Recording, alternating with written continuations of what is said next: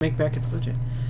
Well, I'm gonna do a quick vlog here. I hope, I hope, I hope. I just went and saw Krampus. I was kind of looking forward to this because it was a it's a horror slash scary movie for Christmas, and I like the Krampus lore. Obviously, I mean, anybody who knows anything about the actual Krampus lore will know that this this movie takes severe liberties with the Krampus lore. The basic idea, though, of a creature that comes and punishes those who were bad, around Christmas time is still there, but Krampus as a creature is much more, I'd say, darker than the actual, European lore. He doesn't just come and take naughty children and beat minorly naughty children. I forget, I think it was like birch branches or something. It's a really weird lore. But point being, it's as far as I understand, it's not as dark as this, and it's certainly not. It's not quite the same. Well, and the as far as I can tell, Krampus doesn't have.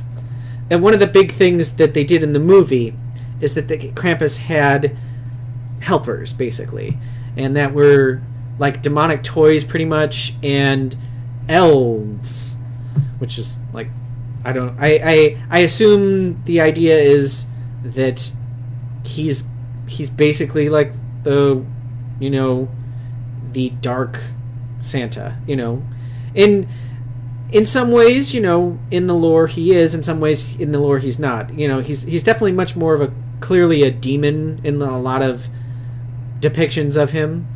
I mean, he's clearly a demon here. He's freaky, and he's freaky looking, and I like the movie is really good. I mean, it's really good. I wasn't 100% sure, because Hollywood messes things up all the freaking time. But this is, so you've got all these amazing characters played by people who really seem to be totally into this, and how it is in horror movies. Very often you'll feel like if this could have gone really poorly. This could have gone really poorly because the part of the point of the story is how horrible the people are, But one of the things about the story is that you don't hate these people by the end of it. You don't. They're not all terrible people. They're not all. There's nothing. You root for them because, yeah, they do horrible things and they feel angry about things and they do and they they act kind of selfish, but it's not on a level that's so unbelievable that you want these people to be completely ruined. I mean, like, the worst characters in this movie are just mildly selfish for the most part. But, I mean, in the sense that you feel like they're not, actually terrible people. They're just people who are so caught up in their own lives that they don't take the time to see beyond that.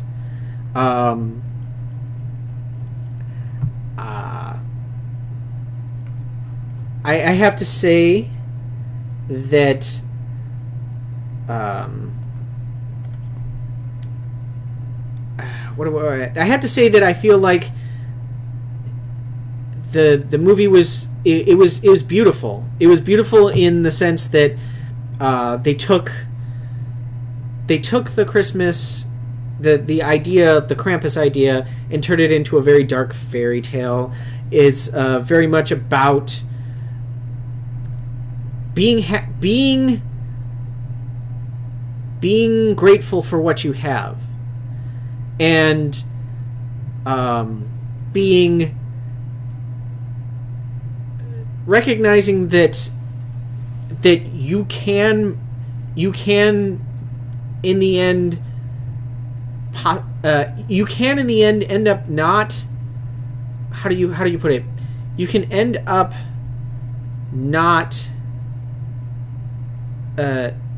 being able to take something back, that sometimes doing something wrong or doing something wrong or doing something selfish can hurt you and hurt lots of people around you, and there's nothing that you can do about it. And it's a visceral and clever movie. There's lots of there's lots of obvious, like, there's all sorts of Christmas references because it's a Christmas movie. The monsters are freaking great. So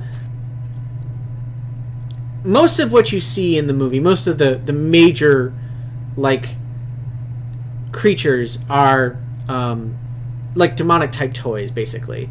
There's like living gingerbread men, a like evil angel doll, a teddy bear, like a freaking terrifying looking teddy bear, a Jack in the Box, which is disturbing on so many different levels. There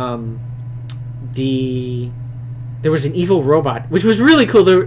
It was like this weird kind of, like, he had all sorts of knives and stuff. It was just a really amazing. The creatures were really amazing, and there was two other. There was another group. There were two other groups. Well, not groups. There was a group of elves, quote unquote elves, which were basically, they were hunched over and they had like sack bag type clothing, and they had masks, and you couldn't see behind their masks, and I think some of them had antlers sticking out of their heads and stuff like that. But these were like Krampus's real helpers. And then there was like what else? Oh yeah, and then there was Krampus himself, and Krampus is freaking terrifying looking. They did a lot of CGI for Krampus from far away, but when you look at you got to see him up close, and he's like a really freaky looking demonic type thing with like the face of, like, almost like the face of Santa Claus, but he's got the horns, and he's got like this long tongue, and he's got these claws, and he's just something out of a nightmare, out of a fairy tale nightmare. That's what makes him so great, is that he feels like he's some eldritch piece of off a wood carving or something. And I think I'm really, really happy that he came out so well. Not to get into too much, I'm just going to start going into spoilers here. So basically, the story goes that go see the movie. It's a good movie. You should go see it. It's got some very heartwarming moments. It's got some very it's got some very dark moments. It's not very bloody or anything like that. And it's a really good morality tale, I guess, in some ways. But so the movie starts out like basically 3 days before Christmas, and you meet this family. There's the father, Tom, and there's a father, Tom, and the mom, Sarah, and then there's Beth and Max, and they seem to be a fairly normal white middle class family, reasonably well off, but not like too well off or anything like that. And the family is kind of semi dysfunctional, but they're not. You can tell that they still like each other and they love each other, but like there's another part of the family that Sarah's sister and Linda, and she comes and she brings all of her kids, and they're clearly much lower class, and they're like, they're kind of necky, a little bit rednecky, you can tell that, but they're still good people for the most part, although they do tend to be the more annoying of the two families. And Sarah, you got Tom's mother who's there. She's the old lady, and she's clearly she eventually, well, we'll get into that later, but she's a very old lady. She's very much, she seems to be very much into Christmas, but she doesn't like, she gets really weird around Christmas too. That's what they say. And then there was the aunt, who kind of snuck along on to when the sister brought she stopped by to give her gifts, and she basically had a suitcase ready, and it was like, aren't we going to your sister's? And she's like, what? It's kind of an interesting little thing there, but she's played by Conchata Ferrell, and she's great. She has some of the best lines in the movie. She's great. I love the character a lot. So they get there, and then Max has it was established basically he was kind of troubled by Christmas already, because he still believes in Santa Claus, and his grandma encourages that whole belief, and a horrible thing happens over dinner, and Max loses his mind because basically his cousins torment him in front of the family, and later that night he had a note to Santa Claus, and he ripped it up and tore it and threw it away, and apparently that act summons Krampus, and for the next 3 days, slowly, Krampus basically begins picking everybody off. There's some really interesting stuff going on in the movie. There's lots of it's a very vibrant, beautiful fairy tale atmosphere. Like a blizzard comes in, and like the entire world is basically frozen, and they're in they're clearly in like a suburban neighborhood, but so when they go out and try to find other people, like they're all like literally frozen, and their houses are completely abandoned, and it's really, really weird, and but like they keep getting attacked by Krampus's minions, and eventually the grandma tells them the story of Krampus, because she many years ago she had ended up having the same thing happen to her. She made a wish that everybody would go away, and Krampus came to her little village over in Europe, and took everybody away except her. He left her, and he gave her a bell that to remind her and remind everybody else that Krampus was always watching. And it's a really interesting. The movie is like so weird because it's so very I can't even begin to describe. Like it's kind of got a surreal quality to it, because it's all modern day and stuff like that, but you've also got all these scary.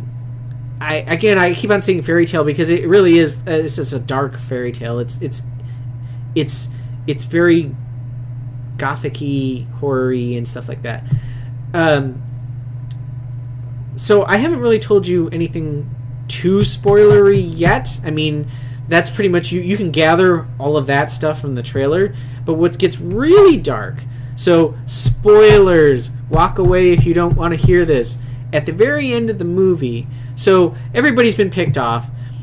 Max, who's the son who made the wish, confronts Krampus and says, I want you to give me my family back. And it almost looks like there's going to be like a touching Krampus changes his mind and lets everybody go type thing. But then, so like Max is crying in front of Krampus, and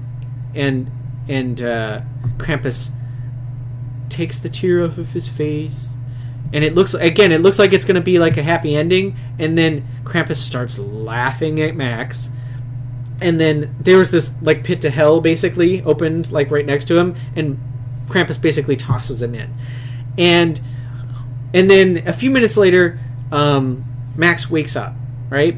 And I'm thinking, oh my god, are you serious? It was only a dream. Are you really gonna go with that? And at the end, it looked kind of like that was going to happen. That they were gonna go with the dream ending, and so but like Max opens a present, and it's the Krampus bell, and like everybody else had been like acting as if nothing had happened, but then he opens the bell, and then everybody in the room like looks at it, and you can see people like remembering stuff, because there was a whole sorts of horrible stuff that happened in the movie, and then you start to pull back from the house, and you see the house, and it's snowing, and then you pull back, and then there's the house is in a snow globe, and you see Krampus's workshop basically, and it implies there's two implications there, that they either are trapped in Krampus's workshop inside a almost a really nice Christmas basically, but they're trapped there, or that the snow globes are maybe like a scrying device. I don't know which way you could argue either way. I feel like I like the darker interpretation because in most Christmas movies they end with some sort of happy ending, but Krampus, the idea, at least the idea of the Krampus character in this movie was that there wasn't any happy ending to be had, and the closest thing to a happy ending is that Max could have walked away. Max was given a bell like his grandmother. His grandmother was given a bell when she was young, when Krampus came to visit her village, and he left her. Krampus gave Max a bell and was going to just leave him, right? Was just going to let him be the sole survivor. But Max confronted Krampus, and that's why he ended up getting thrown into hell with the rest of his family. Basically, I mean, that's the way I interpret the end of the movie. You can interpret it differently. It was a great movie. I would recommend seeing it. It's totally worth the $7. I mean, that's how much I paid for it, or however much you're going to pay for it. It's totally worth. It's a gorgeous movie. There's lots of really cool effects. There's lots of good humor. It definitely shows its PG-13 rating. It's definitely not like bloody or like really grotesque. It's grotesque in a completely different way than like gore and visceral blood and stuff like that. But it's a really good movie. I recommend seeing it, and that's pretty much all I have to say.